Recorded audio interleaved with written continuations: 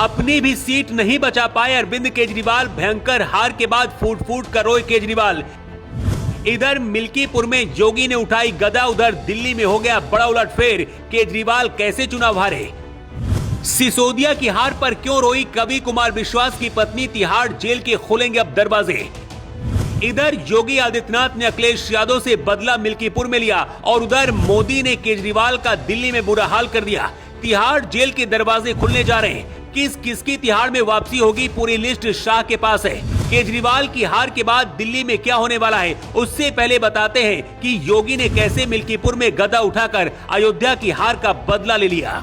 अयोध्या में राम मंदिर बनने के बाद भी जब लोकसभा में पिछले साल अयोध्या सीट बीजेपी हारी तो सपा ने उसका मजाक बनाया। इसके साथ ही ये भी दिखाने की कोशिश करी कि राम भक्तों की हार हुई और उनकी जीत हो गई। संसद में अखिलेश यादव अवधेश प्रसाद को अपने बगल में बिठाकर यही दिखाते रहे और अवधेश प्रसाद जय श्री राम बोलने से मना करते रहे। उस हार के बाद योगी ने कहा था कि हिंदू बटे, इस वजह से सनातन अयोध्या में हार गया।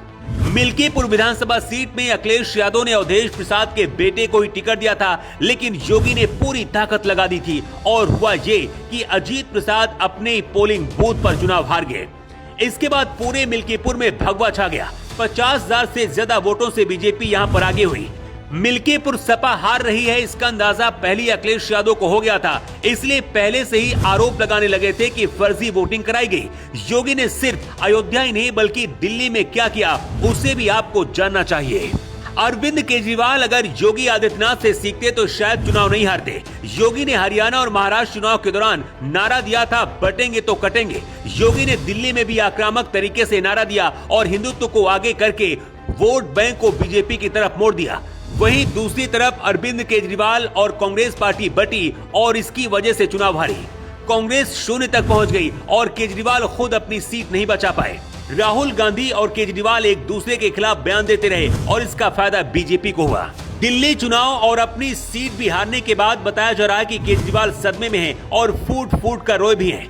आम आदमी पार्टी की सांसद स्वाति मालीवाल का कहना है कि जब केजरीवाल गुस्से में होते हैं तो गाली गलौज करते हैं और सामान भी तोड़फोड़ करते हैं। जिस अन्ना आंदोलन से केजरीवाल का जन्म हुआ, अन्ना हजारे का भी बयान आया है। अन्ना हजारे ने कहा कि शराब घोटाले ने उनको इस हाल तक पहुंचाया। अरविंद केजरीवाल को लेकर कुमार विश्वास ने जो कहा है वो हैरान करने वाला है।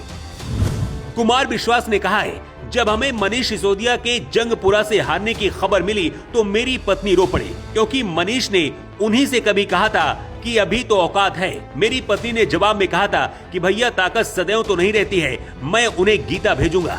वहीं अरविंद केजरीवाल को लेकर कुमार विश्वास ने कहा है कि मुझे उस आदमी से कोई सहानुभूति नहीं है जिसने अपनी व्यक्तिगत महत्वाकांक्षा के लिए अन्ना आंदोलन से निकले लाखों करोड़ों कार्यकर्ताओं के सपनों को कुचल दिया।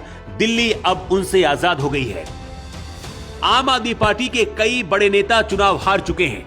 अरविंद केजरीवाल नई दिल्ली सीट से चुनाव हार गए हैं। केजरीवाल को प्रवेश वर्मा ने हराया है। मनीष सिसोदिया को भी जंगपुरा सीट से हार का सामना करना पड़ा है। वहीं आतिशी कालका जी सीट से चुनाव जीती हैं, लेकिन जंगपुरा से सिसोदिया को हराने वाले बीजेपी के तरजिंदर सिंह कौन हैं, उनके बारे में भी जान लीजिए। तरजिंदर सिंह मारवाह कभी कांग्रेस में हुआ करते थे, लेकिन जुलाई 2022 में उन्होंने बीजेपी का दामन थामा। मारवाह जंगपुरा सीट से लगातार 3 बार विधायक रह चुके हैं। पहली बार कांग्रेस के टिकट पर 1998 के विधानसभा चुनाव में जीत हासिल की थी। इसके बाद 2003 और 2008 के विधानसभा चुनाव में भी जीत हासिल करके विधायक बने थे। 2013 के बाद ये पहली बार है जब उन्हें विधानसभा चुनाव में जीत हासिल हुई है। इसलिए कहते हैं कि कभी घमंड नहीं करना चाहिए। अरविंद केजरीवाल ने कभी कहा था कि उन्हें मोदी इस जन्म में चुनाव नहीं हरा पाएंगे, लेकिन वक्त बदला और केजरीवाल मुख्यमंत्री तो छोड़िए, अपनी विधानसभा सीट भी नहीं बचा पाए। Bureau report.